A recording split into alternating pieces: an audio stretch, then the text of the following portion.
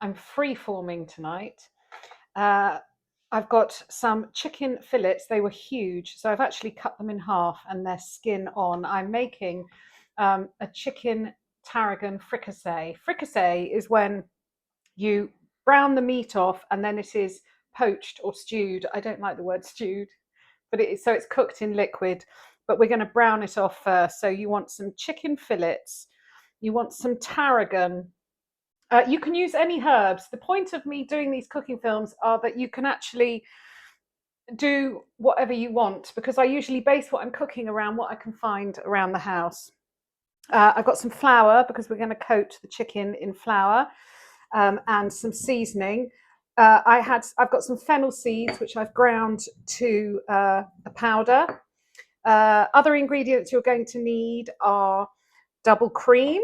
You're going to need some white wine. You're going to need some chicken stock. That's for the chicken. I'm going to serve it with buttered orzo with some cabbage on top. Okay, let's get going. Oh, I might as well just get going. I don't need to pause the film. So into this bowl, I'm not measuring anything.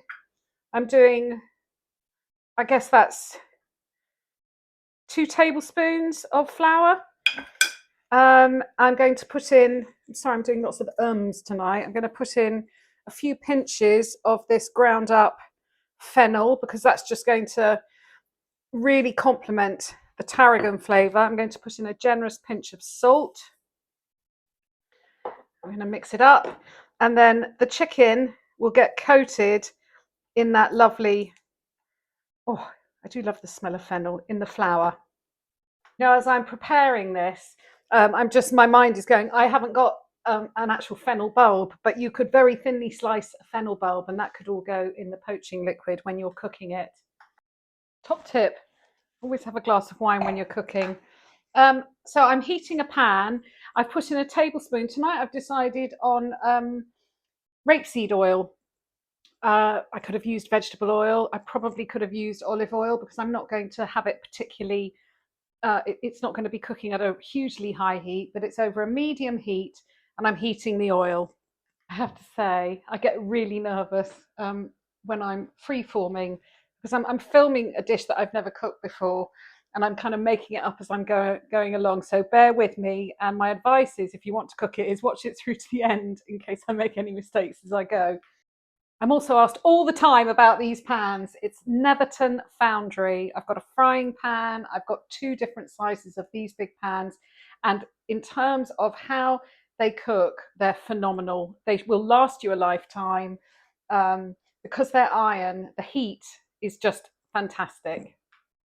So I think my oil hopefully is hot enough. I'm just going to pop these in skin side down. Yes, they've got a nice little fizz going. So they're going in skin side down. And I'm going to leave them cooking on a medium heat until they're nice and brown all over. So I'm going to do skin side first, and then I'll turn them over. Meanwhile, while you're cooking the chicken, you can start the orzo. I'm cooking the orzo the absorption method, rather than just cooking it in a lot of water. And I'm going to toast the orzo. So in terms of quantities, I've got 25 grams of butter that I'm going to melt. I've got 150 grams of orzo, and whatever quantity of orzo you use, so if it's 150 grams of orzo, I've got 300 grams of stock. You can use vegetable stock or chicken stock. I'm using chicken stock just because I've got it. So if you were doing 200 grams of orzo, 400 grams of stock. I'm just going to wait for that butter to melt, and then I'm going to toast the orzo. Butter is bubbling, so I'm going to put the orzo in, and I'm going to stir that and let it cook in the butter for a couple of minutes until it starts toasting and even going slightly brown. And you'll be able to smell it. It'll start smelling really nutty. Meanwhile, let's check the chicken. That's browning nicely. I'm going to leave that for a bit longer before I turn it over. So my chicken is cooked for about 4 or 5 minutes on the skin side. It's done 2 or 3 minutes on the other side. I'm now going to pour in what will probably be, it's about 100 ml of wine. And I'm going to let that reduce almost completely until it's like a nice syrup before we put in some stock. Use the spatula to just release any stuck on bits on the bottom and let the wine bubble away. I'm actually just going to move that. I've brought the camera in closer so you can see the wine is now literally just coating the bottom of the pan. I've got 200 ml of chicken stock. I'm going to pour that around. I'm trying to not pour it over the top because obviously the chicken skin is still nice and crispy. I'm going to bring that to a boil and then drop it down to a simmer for about 10 minutes.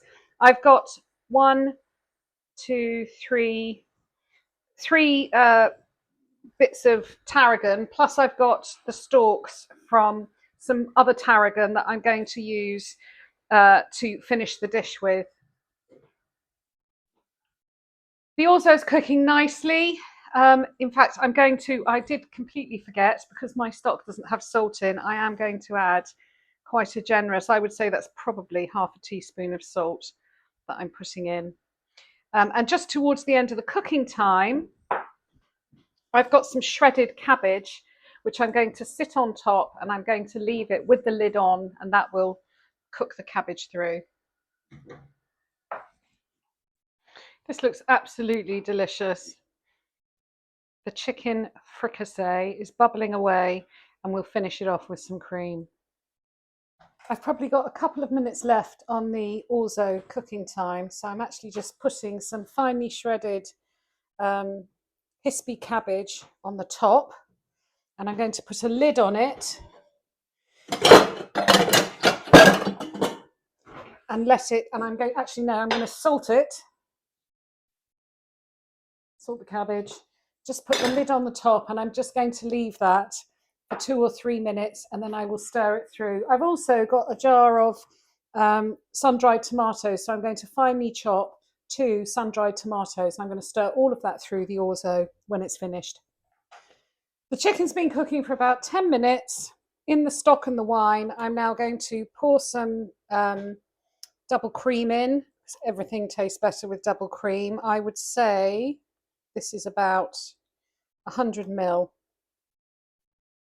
I'm going to turn it up and let it come to a simmer, give it a stir. I've also added some pepper. I have put some pepper in now. I didn't put the pepper in before because, as I've said before on other films, when you're frying off meat, you shouldn't pepper it. Put pepper on because pepper burns.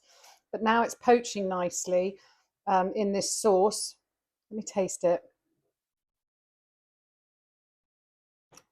Yum. Oh, yum! That is good. Let's go to the orzo. You can see the cabbage has really wilted down. And in fact, you need to give this a stir so it doesn't stick to the bottom. I'd say that's done. I'm actually going to turn the heat off on that. That is the right one. I've got my sun-dried tomatoes. I'm going to stir all of that through. And I'm going to leave the lid on. Actually, what's better with orzo is to get the excess moisture off, is to put a tea towel over the saucepan. Tea towel over the saucepan, and then a lid, and just leave it to steam. If you want to make your sauce really thick, my advice at this point would be to take the chicken out because it is still crispy on top to preserve it. Then you can bubble away without overcooking the chicken, and then we'll put the chicken back in the pan at the end. You can see I've reduced this right down. Tastes lovely. I'm going to put the chicken pieces back in to make sure that they're warm through and they won't be overcooked. They are still crispy on top. I'm putting in all of the reserved cooking juices. I'm going to sprinkle it with plenty of tarragon because it is tarragon chicken after all. All of it freshly picked from the garden. And now we'll serve it. And ready to serve. Take the lid off the orzo and the tea towel. It does need some pepper. You could actually, if you wanted, you could add a few chili flakes, but I'm not sure it needs it. This is more your sort of Mediterranean flavour. So we're just going to put some orzo with cabbage to the side. Then some chicken. Let's have 2 pieces. And plenty of, ouch, that's hot. And plenty of the tarragon sauce.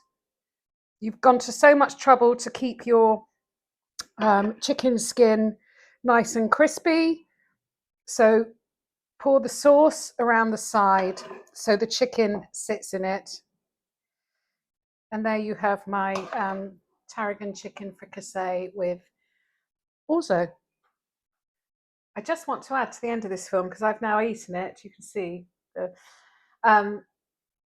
ingredient that surprised me the most, and I realised is really important, were the sun-dried tomatoes in the orzo, because the acidity was just enough to cut through the creaminess of the chicken and the butteriness of the orzo. If you haven't got any sun-dried tomatoes, I would suggest finishing this with a lovely little spritz of lemon. I think it would benefit from it. Okay, that's me over and out.